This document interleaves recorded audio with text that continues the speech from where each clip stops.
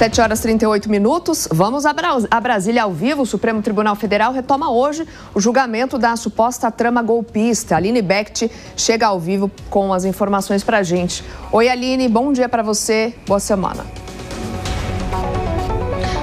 Olá, bom dia, Soraya, você, bom dia, Nonato, também, bom dia para todos. Exatamente, e hoje o tenente-coronel e ex-ajudante de ordens do ex-presidente Jair Bolsonaro, Mauro Cid, deve prestar, sim, um novo depoimento ao Supremo Tribunal Federal. Ele presta esse novo depoimento no contexto de sua delação premiada com a Polícia Federal. Essa delação premiada, fazendo uma ressalva aqui, todas as vezes que ele for solicitado novamente ao Supremo ou à Polícia Federal para esclarecer algum ponto, ele precisa comparecer e precisa esclarecer. Esse depoimento de hoje, ele acontece ali no âmbito de 3 ações que estão em andamento no Supremo Tribunal Federal. Essas 3 ações envolvem 23 réus e elas foram divididas em núcleos. Isso desde a denúncia que foi apresentada pela Procuradoria-Geral da República. O núcleo 2 de gerenciamento de ações, o núcleo 3 de ações coercitivas e também o núcleo 4 de operações estratégicas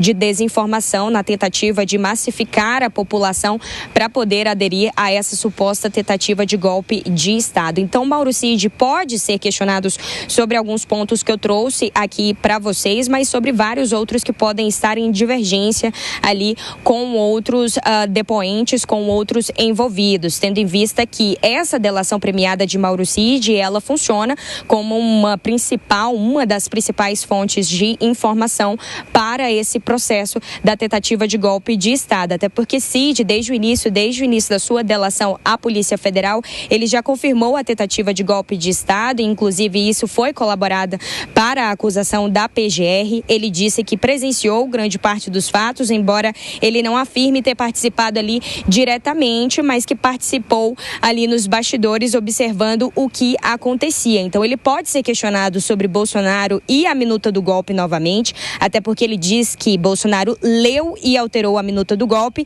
retirando os trechos ali sobre o assassinato, sobre a prisão de diversas autoridades. Moraes também. Ele disse que Moraes continuava ali como um alvo da prisão, mesmo na versão final da minuta. Então, ele pode ser questionado sobre isso, até porque o ex-presidente Jair Bolsonaro, em seu depoimento, alega que não chegou a apresentar essa minuta de alguma forma ou modificar essa minuta. Ele também pode esclarecer pontos sobre a pressão que foi feita em relação ao Ministério da Defesa na tentativa de que os militares aderissem a essa tentativa de golpe de Estado. Ele chegou a dizer que Bolsonaro pressionou o então ministro Paulo Sérgio Nogueira a apresentar um relatório ali para comprovar fraudes nas urnas eletrônicas, indo ali contra o Tribunal Superior Eleitoral. E ele pode também esclarecer pontos ainda sobre Braga Neto e os acampamentos, até porque Mauro Cid chegou a dizer em seus depoimentos que Braga Neto era a principal fonte entre os manifestantes, os apoiadores do ex-presidente e também ali o grupo que fazia aquela suposta tentativa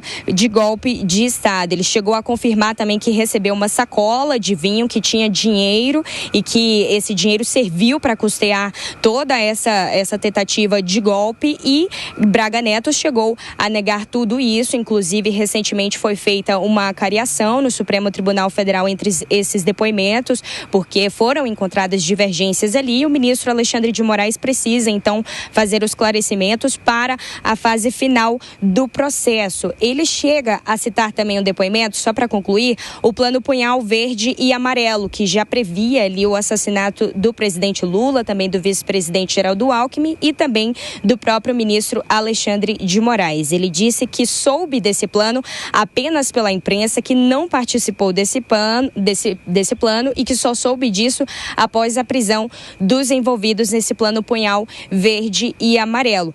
Mas Cid pode ser questionado ainda sobre vários outros pontos que foram ali relatados por ele e que foram negados por parte dos outros envolvidos nesse processo. Então, como eu disse, são ações que envolvem 23 réus e que agora o ministro fará novamente questionamentos a Mauro Cid para que ele possa fazer esses esclarecimentos, e aí o ministro dá encaminhamento para a fase final desse processo penal que está em tramitação no Supremo Tribunal Federal. Então, a gente segue por aqui, Soraya, acompanhando toda essa repercussão, essa expectativa do depoimento de Mauro Mauro Cid nessas 3 ações no Supremo e também, é claro, os depoimentos e também outras oitivas que podem surgir dos demais envolvidos. Eu volto com você. Sim, a ação, então, da suposta trama golpista entrando, na sua reta final. Obrigada, Aline, pelas suas informações. Vamos de análise aqui no Jornal da Manhã. Cristiano Beraldo conosco, também o José Maria Trindade. Zé, começando por você agora. A perspectiva mesmo é que o julgamento final, deve acontecer lá em meados de setembro. Mas com essas novas oitivas, a gente pode esperar elementos novos? E será que o episódio da tarifação, do tarifaço de Donald Trump, pode influenciar algo nesse momento?